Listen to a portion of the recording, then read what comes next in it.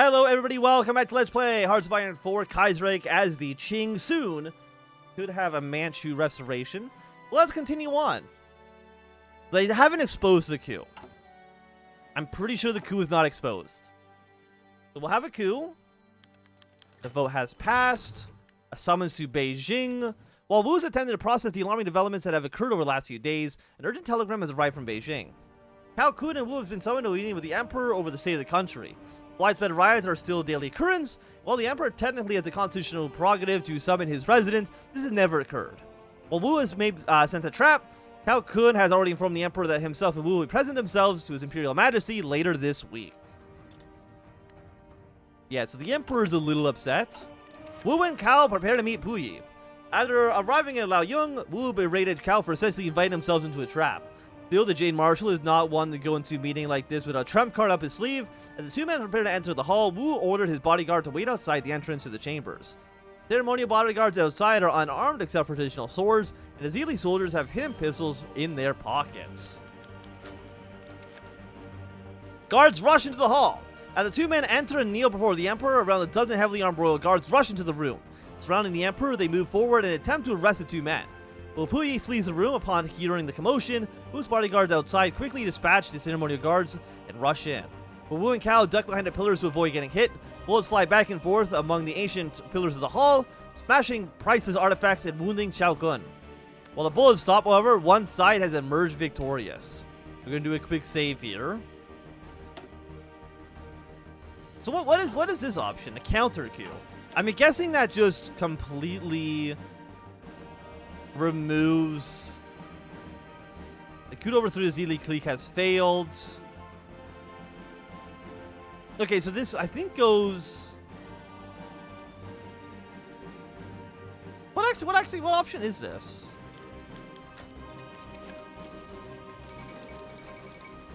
So this is the Zili clique then. Okay, we're not doing the Zili clique. But it's good that we have a save. We have a save here, so we can kind of go back to it if we ever want to do this Elite Clique. But we're not doing that. We're doing we're getting the Manchu restoration. Wu and Cao are killed. The coup has succeeded. The Emperor asserts himself. Puupi nervously re-entered the room, gazing down at the bullet-ridden bodies of the former Jade Marshal and his mentor, President Cao Kun. Puupi and a small armed groups of Manchu loyalist guardsmen enter as well, all carrying submachine guns. Dearest brother, I believe it's time for you to make a speech. Puupi turns to the corpses and looks at Puupi. He begins, his voice uncertain. I'm not sure I can do this. Puupi is about to say something when General Li Bingjiang, leader of the Zili deserters, bursts into the room. My lord, the city's secure, he says, kowtowing almost to the ground facing Puupi, but Jing Ba Li and several other Zili generals have retreated into Daoyang. They are planning to launch a campaign to destroy us and liberate Beijing. Puupi moves over to Puupi and whispers into his ear. You are the Emperor now. You must act like one. Puupi nervously attempted to gather himself. I, the Xiaotong Emperor, son of heaven, formally proclaimed any members of the Zili clique who do not swear fealty to me by tomorrow. No. His voice cracks. And he forces to say himself. Do not do so by tomorrow noon. Be traitors of the great Qing. Death to traitors. Qing government has completed deal with unrest. We complete Manchu restoration. The Zhaozhou party becomes ruling party. Public elections will not be held. Social liberals and the social democrats will join the coalition. We get a new advisor. 5% stability. 20% war support. Gain some new marshals. We delete some units. We get a demilitarized zone. Okay, there's Zili Manchu Civil War. Weekly manpower goes down. Stability and political efficiency cap goes down to a ton. And we become known still as the Qing government. The Prosperity League dissolves. Following the sudden upheavals, the Prosperity League has abruptly dissolved, starting a hostile atmosphere. With many of the prominent lobbyists leaving for Chaozhun, the German legislation remains in Beijing. They have cut themselves off from any government contact, robbing us of German military and industrial support. The people, however, are overwhelmingly in favor of this move and are praising the government for ridding themselves of foreign influences. The Manchu restoration, we've dealt with unrest. Shang-Chi has joined the Qing sphere. Okay, so we get an ally out of this. And honestly, Shang-Chi being an ally, I'm happy with that. So we're no longer Zili aligned. We're Manchu aligned. So it is different. So we're now the Manchu leader. Shang-Chi is Manchu aligned. Is anybody Zili leader? I mean, they shouldn't be. Maybe that'll change. Maybe that won't. Yes, we got a nice little focus tree here. Secure the North China Plain. So I guess our units... Okay, you're now all in Beijing. We're going to throw you under... Who's our best leader? Still you. We've got a field marshal who's actually fucking dog shit. I'm going to keep it in Beijing. We'll just kind of do something like this, I guess, for now.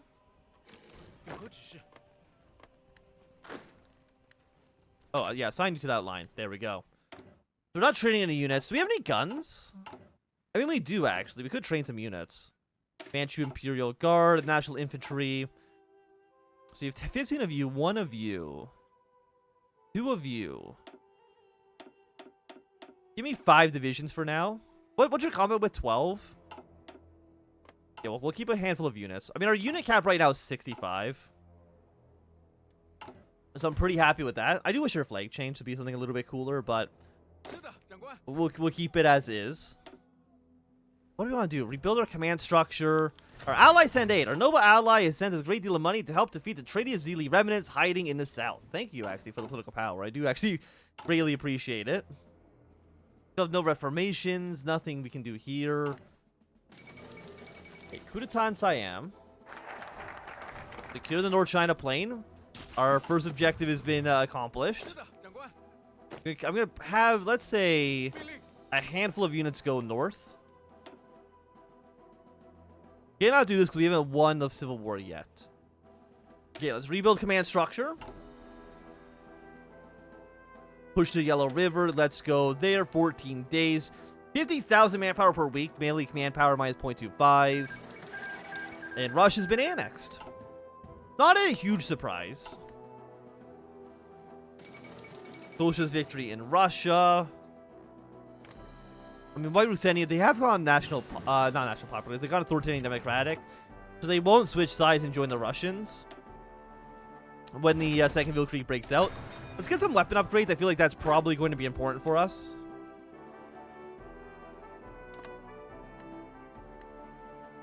And I don't think the defending government, like, they're not going to attack us, right? They wouldn't do something like that. Attack us in our moment of weakness. Victory. Reports are reporting from the Imperial Palace that our troops have reached the Yellow River. The scattering Zili garrisons around Beijing prove a little match to the Baodong-led armies, and General Zhao Te Manchu's loyalists assisted in harrying retreating Zili troops as they attempted to flee to Luoyang. Many troops simply deserted to our forces, and the thought of serving the leaderless army with little concentrated political backing was unappealing. Our forces are now ready to begin assaulting on Luoyang. Wupa Fu's old stronghold, currently being defended by forces under General Zheng Baili, who's second in command. Securing the forces will be the beginning of the end for the Zili clique. Okay, so we push everybody down to the river. I'm gonna make you into another army. No, all of our generals suck. Okay, we're gonna push you to the front. Not that this actually changes anything. Oh no, you're my brother. Okay. You're not aggressive assaulter though, which is kind of sad. Okay, we'll do another assault. Can't assault you quite yet because you're not demilitarized. Okay. We're no longer dealing with Black Monday. So we're happy to see that. We still have the Civil War, but that shouldn't last too long, I'm hoping. Victory in Luoyang. A telegram arrived this morning from Luoyang confirming that our troops are victorious in storming the walls of the fortified city.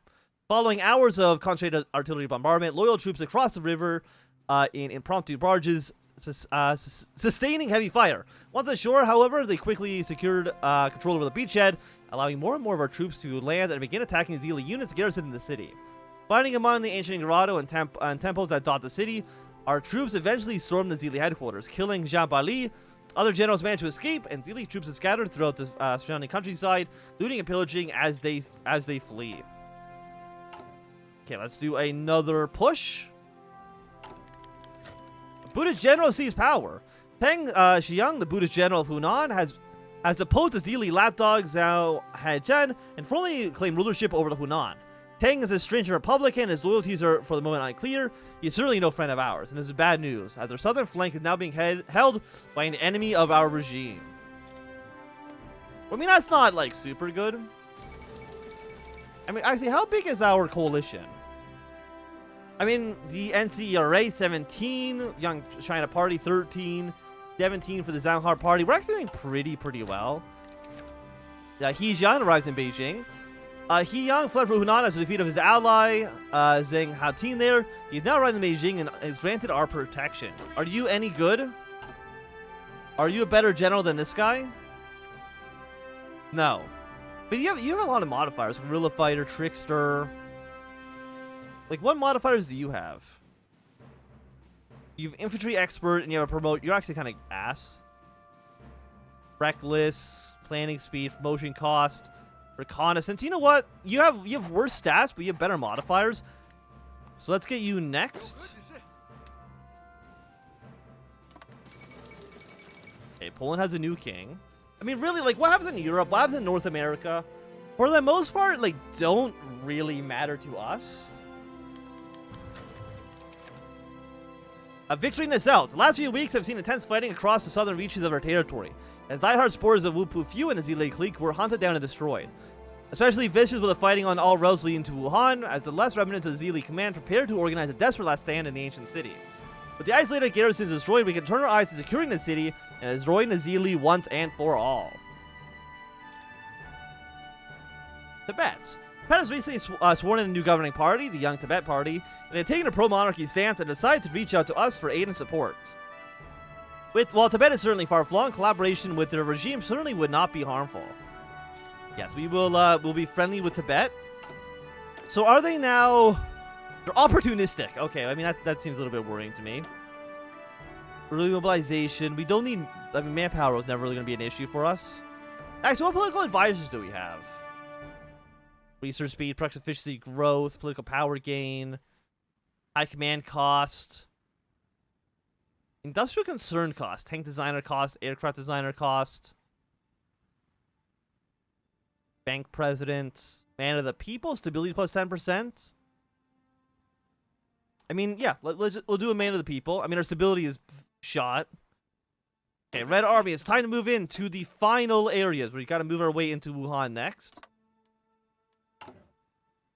Oh, I didn't do this because if I cancel this, no, I will not, because then I'm gonna lose all my progress. But we'll finish this up. We're getting 0.81 political power per day, which is honestly not very good. But once you're finished, I will just not take any focuses for a few days. Get our way up to 25 and then take a focus. Okay, China's declared their independence. I mean, I should have thought about that before I took in Putong over here. Rebuilding our command structure. Without the purge of many senior members of the Zile clique, our armies been left without much of a command structure. It's fallen to Li Bingji, one of the few Zile deserters, and the two Ajingoro princes, the emperor's uncle Zhao Tao, and his younger brother Puuji, to reform the imperial command structure. This will not be an easy task, as Wu and his cronies essentially did away with the modern divisional structure based on a meteoric promotion in favor of cronyism and nepotism. While the reforms will take time to implement, we have decided to fill out the thin roster of senior commanders with the Fang Xiaoyun and Li Bin, two young battle cadets who help to overthrow the Zile. Though inexperienced, with any luck, they will quickly learn. Or they'll learn quickly. Are they any good? I mean, they do look very young. Politically connected. They're both not super strong. Get a bonus worth land doctrine, or we can hire bandits, hire Russian advisors, hire exiles from legation city. No, we're gonna look at our past. Give me a doctrine reduction, because that's gonna be important for our army reforms here. Because once we've actually pushed these guys out, the rest of our focuses should open up. Prince Wui requests a commission. Asingoro Zayun, Prince Ryu, and the name minister of the cabinet in 1911 has come with us for a request. Following the promotion of the young coup backers of the Baodong Academy, he requests a full naval commission. Well, this is it's true. Many of the admirals have lingering Zile connections. They're mostly loyal to us. Zhao, recently having traveled extensively to study foreign navies, has never actually commanded a ship in battle, and many just got told of his actual navy prowess. Yeah, sure, why not? He can become a naval admiral. Not that we're really going to be using our navy too much. And who else in our navy actually has navy experience? I can't imagine too many. In the final all assault, our forces bolstering the rank of Zile deserters, finally storming Wuhan, destroying the remnants of Zile forces, and capturing or killing many senior Zile generals. With victory finally secure, we can now start to focus on rebuilding our country and freeing it from both the ravages of the conflict we've endured and a decades of rampant corruption we are subjugated under the Zili. The Ruin gets stability, production efficiency cap goes back up. Red Army. Let's have you on the Hunan clique for now. I mean, you like us at the moment. Guaranteed similar ideology. Do we ever have an election? Utilize the NCRA. We're not penal autocrat. We can utilize all the parties. A new benefactor. Well, we're going to finish you up. Then we're going to form an emergency government. Locks the decision, secure Mongolian Tibet, integrate loyal subnational governments. We become known as the Great Qing, which sounds pretty nice. We can kind of utilize everybody. Appoint new viceroys, reform the criminal justice system. We have 30 more days until you are finished. Deploy these 5 divisions northwards. So that'll get us up to 25 out of 66. But again, really what we need is we need more rifles. I mean, actually, 5,000. How many guns do you each use? 600? Yeah, give me another quick stack here. 8 divisions. Probably assign you under a different army. Well, you don't have any trucks, right? We have some trains. We have some convoys. We don't have any trucks available. And I don't know when we actually ever will. So are you aligned with the Luoyang clique? I wouldn't be surprised by it. Hunan, they're actually KMT aligned. Is anybody Federalist aligned? KMT aligned, Manchu aligned. So Shaanxi, yeah, they're on our side. Szechuan petitions for the central government. Although our new government lacks recognition from any of the warlords surrounding it, the Szechuanese traditional administration of Li who has recently reached out to the government asking for aid. There's a great opportunity for us to show that we are a new legitimate government of China. Absolutely. Send them the aid. 20 political power. Not even a big concern. If we can get, Szechuan on our side, I would give it a big thumbs up. Just because it is, it's an ally. We looked at our past. Sweden joined the Reichspakt. We're going to form an emergency government and ministerial infighting. As a typical in Beijing, our order for various ministries of agriculture has sparked an intense war of contract bidding, bureaucratic infighting, and general inaction that typifies the lackadaisical Beijing government apparatus. One example today is particularly exemplifies the corruption. Sacks of rice have been assembled in Beijing, but a dispute over which rail company is to actually ship them to Chengdu sparked a week-long series of negotiations involving kickbacks, bribes, and bizarrely, accusations that one company owner is a homosexual. While lots of money is changing hands, only a few grains of rice have actually made it into the hands of the starving peasants of Sichuan. Look, Puyi, you're the emperor. You've got to put your foot down. And you've got to tell them to ship that frickin' rice. Okay? Just a thought. Just a thought. But now with China, or not China, but, the Zili clique formally pushed out of the country, I think it's a really good time for us to end this episode. So thank everybody for watching. If you enjoyed, a thumbs up. Not doing close something down. You want to see more, subscribe, and goodbye.